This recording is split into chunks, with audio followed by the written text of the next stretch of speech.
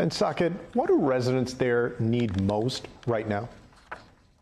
Well, what we all need is a visionary rebuilding, an imaginative, intelligent vision for rebuilding and recovery that focuses not just on the hotels and resorts and beach homes, but also on affordable housing stock.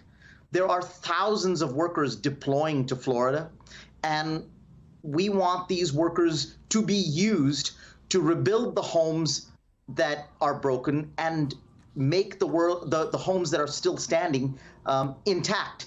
After that, we need government to move on to rebuilding the community infrastructure, the hospitals, the elder care facilities, the schools, because that's the way you keep the tax base and keep the cities intact. And all of this has to be done in a way that keeps the workers paid and safe doing this dirty and dangerous work that is likely to last years.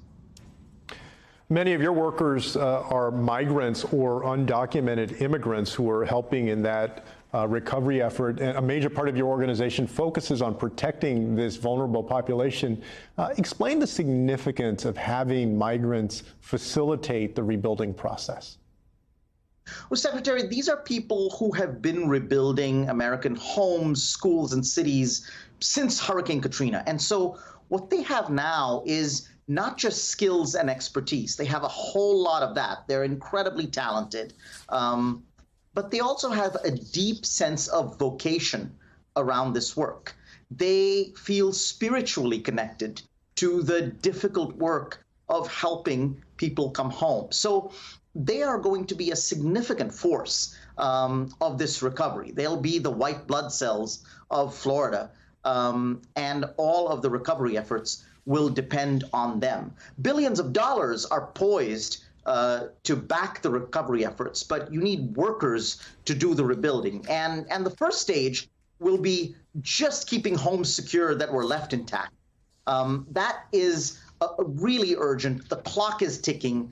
If you don't bring homes back up to code, people can't come home. But our hope is that what these workers will really be able to do and be funded to do, be backed by government to do, is not just build back to where the homes were and where these communities were before Ian, but to make these cities climate proof for the future, to build back better, as the president likes to say. That's what Floridians need right now, because we all know the next disaster could come day after tomorrow.